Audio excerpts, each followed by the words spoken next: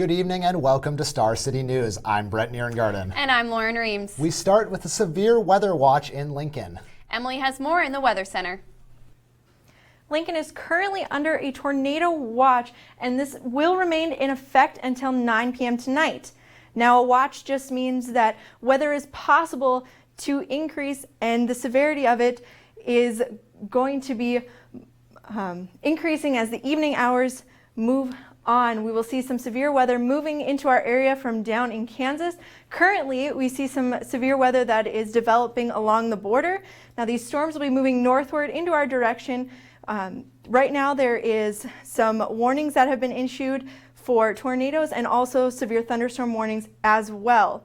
So make sure you're keeping tuned for that and keeping updated with your weather into the evening hours. Back to you at the desk. And earlier today in national weather news, Hurricane Matthew was upgraded to a Category 4 storm. Florida Governor Rick Scott is urging those on the state's east coast to evacuate immediately. I know no one wants to sit in a shelter. We just showed up and the boss is like, hey, we need 13 guys to volunteer to go to Florida.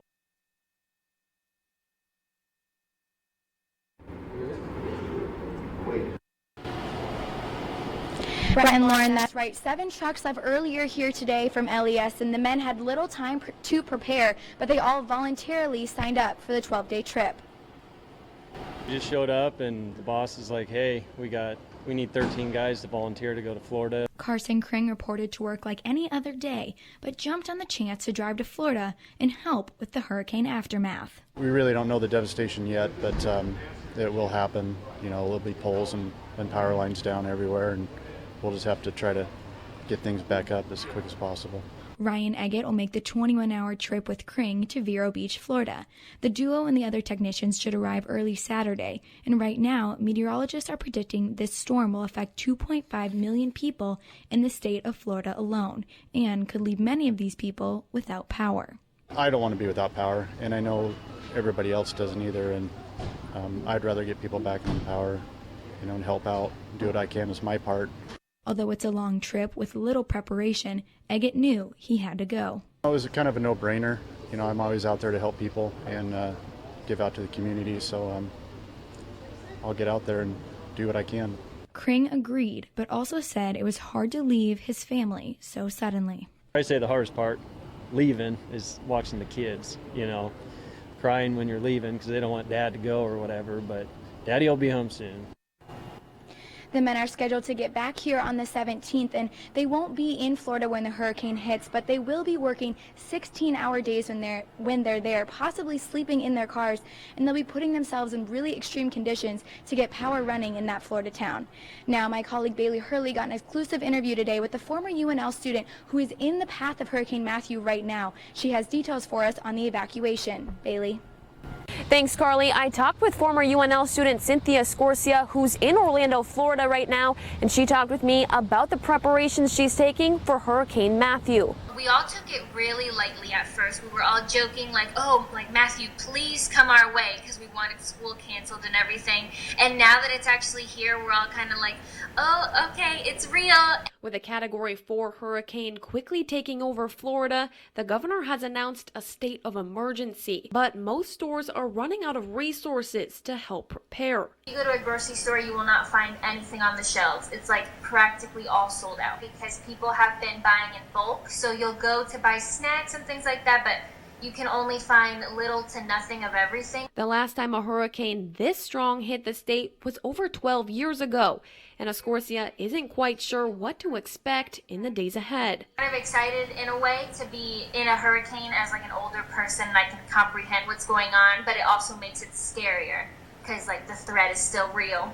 With at least 48 hours of a statewide power outage expected, schools, businesses, and roads started closing yesterday, and the earliest everything could be up and running again is Monday. We've had enough time to prepare and, have enough time to brace ourselves. So I'm really hoping that with the extra preparation time that we've had, we will be able to get through it. But right now, she says the sun is shining and you wouldn't even know there's a hurricane coming. It's a waiting game. Just hang out and, just wait. Bailey Hurley, Star City News.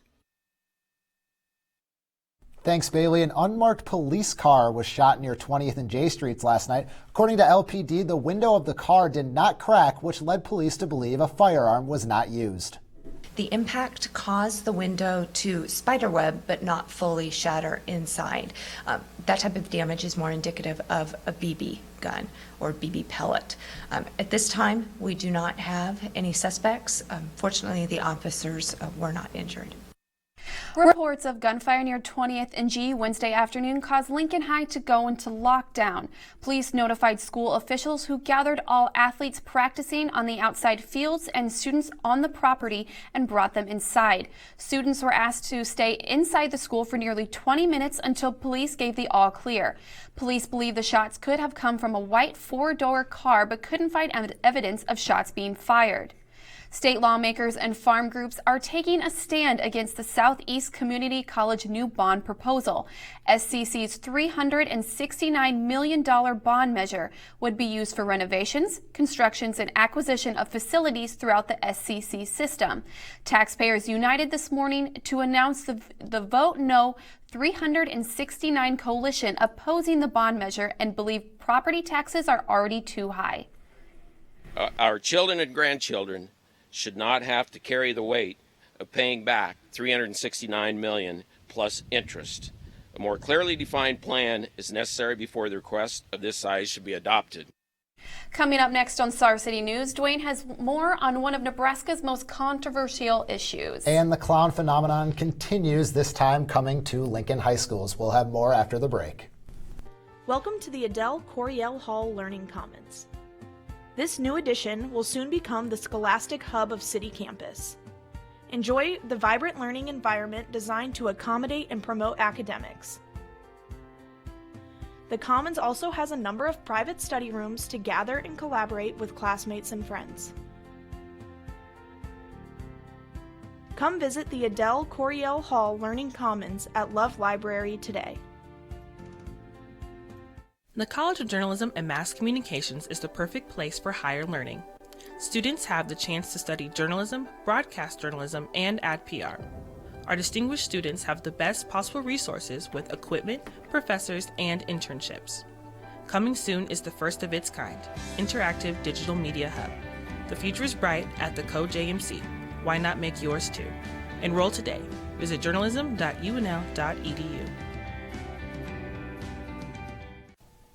In 2012, the national percentage of adults reporting that they drank too much alcohol before driving was 1.9%. In that same year, Nebraska adults reported 3.4%, nearly twice as much as the national average. People know they shouldn't drive, yet they still do. People go out and plan on coming back home. But as we all know, everything doesn't always go as planned. Inform those around you about the risks of drunk driving.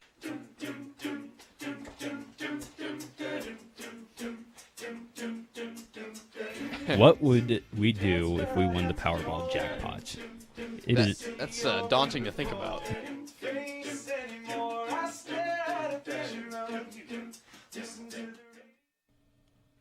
The music may change, but we'll still be there.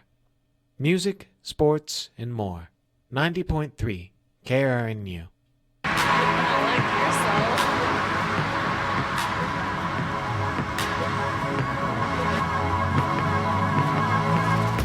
There was another push today in favor of Nebraska not reinstating the death penalty.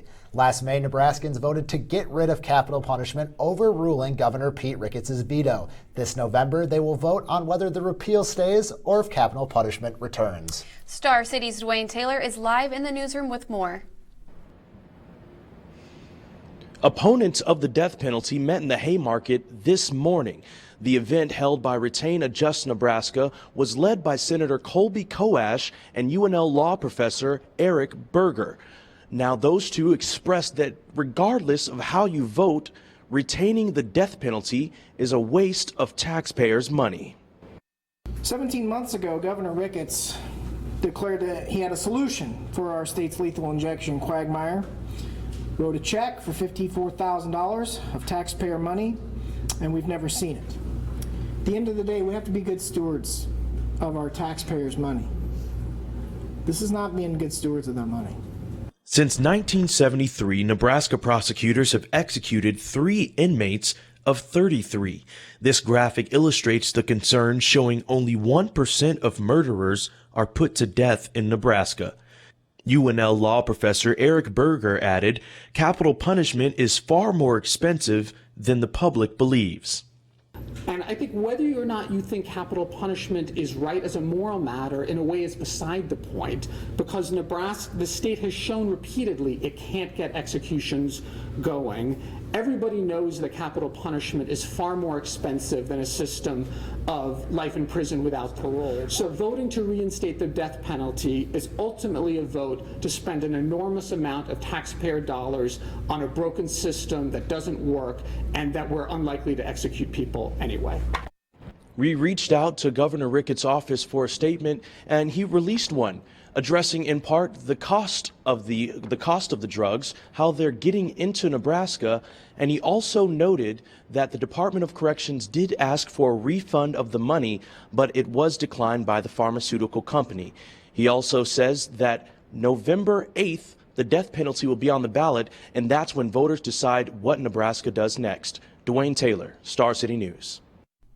Thanks, Dwayne. A home health care nursing assistant was arrested after Lincoln police say she stole over $500 from a patient. 35-year-old Christy Hill was caring for a 76-year-old man when she was asked to withdraw money from his banking account to give as a wedding present. The man went back into his account and noticed several unauthorized charges and cash withdrawals. Hill was arrested on suspicion of abuse of a vulnerable adult and unauthorized use of a financial transaction device. A 14-year-old Norris High student was cited for disturbing the peace after creating an Instagram account depicting a clown named Boho. The student said Boho would show up to Norris and would also visit Southwest, Southeast, and North Star High. The principal reached out to the student, who intended to scare students but made the account as a prank. The school is taking disciplinary action. And Nebraska is spending more on higher education than almost every other state in the country. According to a 2015 study by the education research site StartClass, Nebraska ranks 7th in higher ed spending, funding almost $9,000 per student. Alaska tops that list, spending more than $17,000 per post-secondary student. Tim Kaine and Mike Pence took the stage Tuesday evening for the vice presidential debate. According to a recent CNN poll, 48% say Pence was the winner of the debate, while 42% say Kaine won. Heated arguments and interruptions were often exchanged, but important ideas such as gun control and criminal justice were discussed. The debate drew over 37 million viewers, and the next presidential debate is Sunday at 8. Rebel-held eastern parts of the Syrian city Aleppo could be destroyed by Christmas. UN's envoy Staffan de Mistura says if the cruel, constant Russian-backed bombing of Aleppo continues, thousands of Syrian civilians will be killed and more will become refugees seeking to escape. In the past few weeks, over 350 people have been killed and more than 1,000 have been wounded. Misturo says he is prepared to personally accompany al-Qaeda-linked jihadists out of the city if they would simply stop fighting. Coming up next on Star City News, Emily has the latest on this weekend's forecast. And spoiler alert, it's going to be a lot nicer this weekend than it is today. Stay tuned.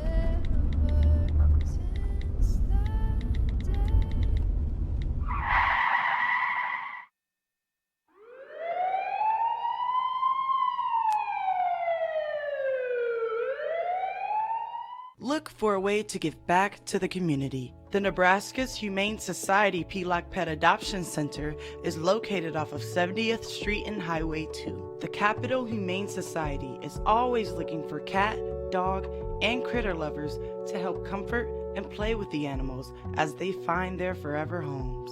Stop in or go to www.capitolhumanesociety.org to learn how you can give back to the community today.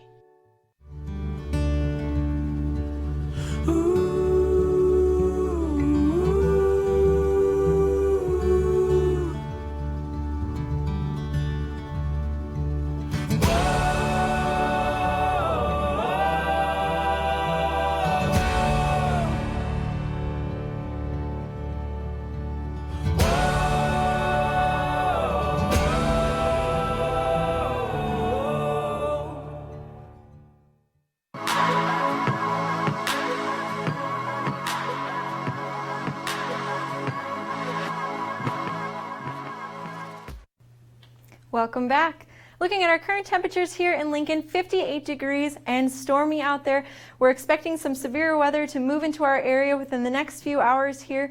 So you can see that those storms that are down along Kansas, they're more starting to move off to the east now, but we see a separate cell developing in our direction and we'll be moving into Lincoln in a short bit. So be ready and prepared for that. Looking at the almanac for today, our low this morning was 49, just a bit above average there, and then our high for today was 58, which is well below average for what we see at this time of year. Now we do have a warm front system that's working on moving its way up into Lincoln, but it might be shut out by that cold front that's bringing storms our way, so temperatures might not get up to what we normally expect.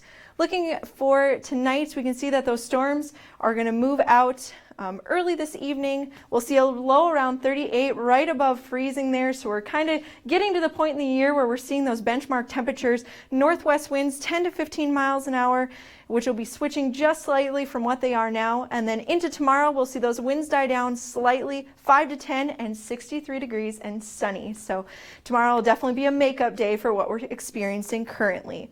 Looking at Saturday, 72 degrees there. We'll see temperatures back in the 30s in those morning hours, along with Sunday, 74 degrees. So an absolutely beautiful weekend if you plan on heading out or doing some fall activities. We'll see another chance for some thunderstorms into Monday of next week, 73 there. Tuesday, another 73-degree day. And then to finish into the week, 67 on Wednesday and 70 on Thursday. So looking like we're going to see some beautiful fall temperatures for this weekend. And Nebraska has a bye. Lauren, any big plans for the week?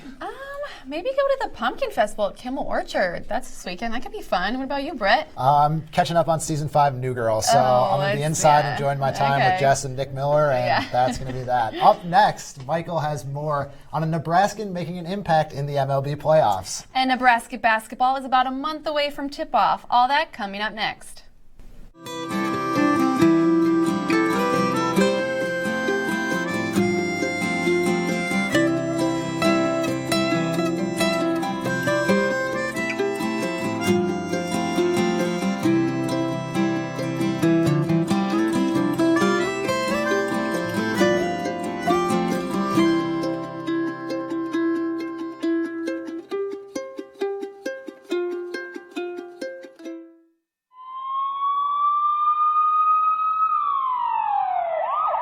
One wrong choice can make you feel like the walls are closing in. Sometimes, you don't know where to turn. Student Legal Services is here for you when those situations strike. SLS attorneys offer free legal advice and representation to registered UNL students. Don't let one wrong decision ruin your future plans. Contact Student Legal Services at 402-472-3350 or visit our office at the UNL Student Union.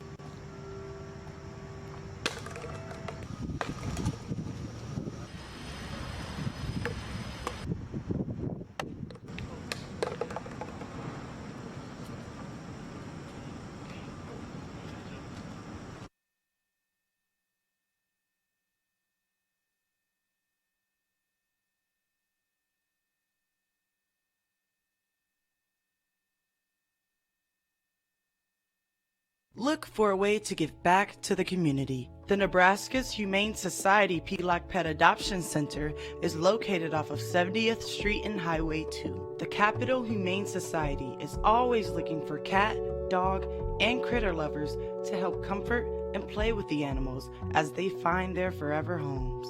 Stop in or go to www.capitalhumanesociety.org to learn how you can give back to the community today.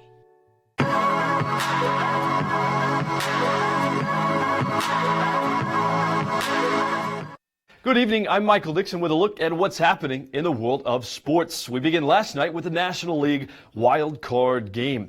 It is Bumgardner, it is Syndergaard, it is one game to advance. We pick it up top six. Brandon Bell has an RBI opportunity, but how about this catch from Curtis Granderson in center? Grandy covers 102 feet and not a lot of time to keep this game scoreless. But we go top nine, it's still scoreless, and it's Omaha native and former Millard North Mustang Connor Gillespie with a go-ahead three-run Jimmy Thing to give the Giants a lead. Madison Bumgarner completes the shutout, and the Giants move on with a 3-0 win. So, with the two wild card games finished, our divisional series are set, and it all begins this afternoon after Edwin Encarnacion's walk-off over Tuesday. The Jays travel to Arlington to begin the ALDS. At last update, it is 7-0 Jays in the bottom of the fifth inning. They're in game one. The Red Sox will open their series against the Indians, also in Cleveland tonight, and both the Nats and the Dodgers and the Cubs and the Giants will get their National League divisional series, underway tomorrow. Nebraska basketball is just about a month away from tip-off, and Coach Tim Miles took a few minutes to meet with the media on Wednesday. As always, the blatant optimism of Husker basketball is here to stay, and we're excited about our team. I really like this team's togetherness. I like our size, quickness, length. There's a lot of things to like about them. Of course, Miles does have his work cut out for him after star guard Andrew White III transferred to play his final year of eligibility with Syracuse. The Huskers do open the year November 13th at home against Sacramento State. And over on the pitch, Nebraska soccer continues its push for the postseason with two road games this weekend. It all begins tonight when the Huskers meet with Wisconsin at 7 p.m. on the Big Ten Network, and they'll wrap up the trip with a visit to the 17th ranked Gophers on Sunday afternoon. That is also on BTN. And finally, here's your reminder to set those fantasy lineups before the Cardinals and the 49ers meet on Thursday Night Football tonight. That's up with me, but what in the world is up with Taylor Swift? Monica has that and more in entertainment after the break.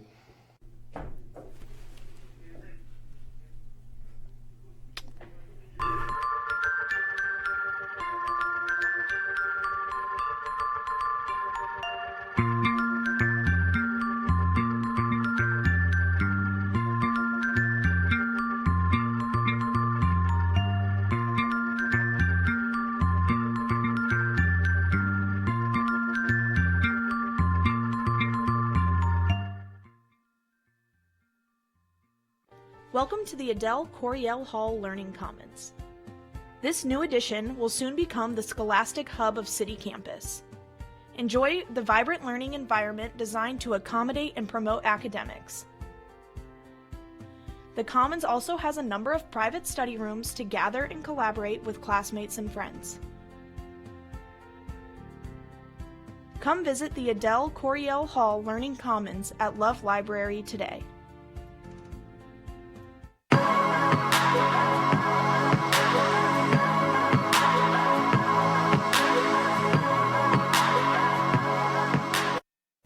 Welcome back, I'm Monica Lopez, bringing you the latest in entertainment.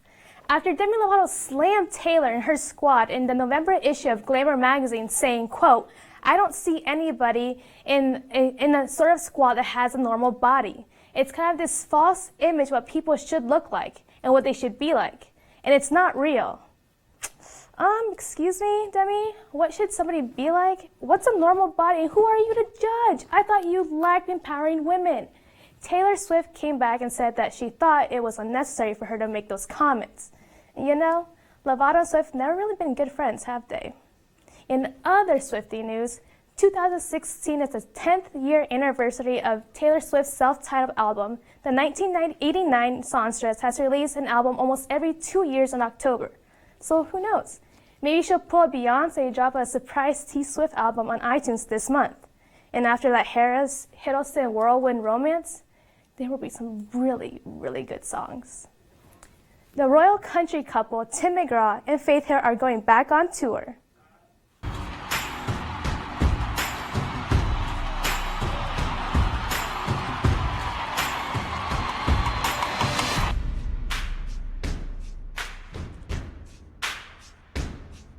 The duo, who's had numerous #1 collaborative hits such as I Need You, It's Your Love, and Like We Never Loved at All, will be starting their 65-city 2017 tour titled Soul to Soul in April, and will be at the Pinnacle Bank Arena on May 12th. And oh my gosh, can you say relationship goals?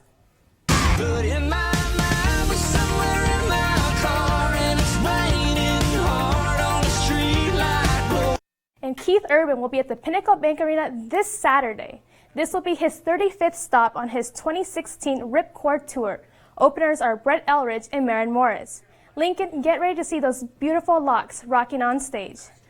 That's all we have for entertainment. Julie will update you in the world of social media after the break.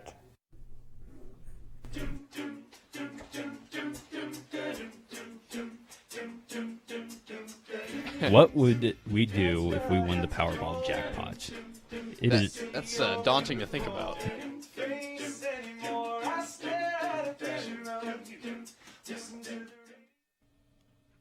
The music may change, but we'll still be there. Music, sports, and more. 90.3 KRNU. The College of Journalism and Mass Communications is the perfect place for higher learning. Students have the chance to study journalism, broadcast journalism, and ad PR. Our distinguished students have the best possible resources with equipment, professors, and internships. Coming soon is the first of its kind, Interactive Digital Media Hub. The future is bright at the CoJMC. Why not make yours too? Enroll today. Visit journalism.unl.edu.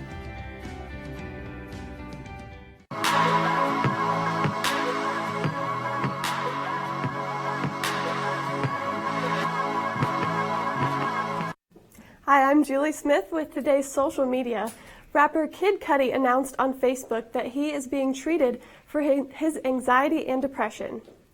His extensive post has inspired Black men on social media to take conversation even further. Black men are giving themselves a space to talk about mental health using the hashtag #YouGoodMan. Thousands continue to share advice and experiences to make sure others know they are not alone. Look, Kappa Kappa Gamma, I'm outside your sorority house right now, and you're all asleep. Oh, you're all asleep. Huh? All right, and rapper Drake sure made the hotlines bing when students from Drake University discovered he visited campus after his performance at Wells Fargo Tuesday night. Sadly, only one student saw him at 2 in the morning, but this picture quickly became one of his most liked posts, and social media blew up with posts from Drake students and alumni using the hashtag #Drake@Drake. And today is National #Noodle Day. If these hashtags are making you hungry, find yourself a pasta joint where you can get oodles and oodles of noodles. That's all for social media. Back to you, Lauren and Brett. Lauren, not all heroes wear capes, and in this case, this hero isn't even human. An 11-year-old pug is the first canine recipient of Morandian's Idaho Hometown Hero Award after he alerted his family to a house fire. Now, Lauren, what would happen if it was up to your dog to save you from a house fire? Because if it were up to my two dogs, Dusty and Dakota, Dakota would probably just bark crazily and kind of run around in circles maybe, and Dusty would just sit there. He's 11 years old too. He'd probably just take a nap, so I'd still be in that house. You know, my dog is still pretty young, so she has a lot of energy and she barks all of the time. So, you know, I'd like to think that she would bark constantly and wake us up, but, you know, I don't know. I'm not convinced. It sounds like your dogs like you a little more than mine, so that's not a problem that you have, but that's my problem. Hopefully my house doesn't burn down, so it's not up to my dogs to save me. Because, like I mentioned, that would not go very well at all. Well, that's all we have for you today. Make sure you tune in next Tuesday at 5 p.m. Have a good night, everybody. Thanks, guys.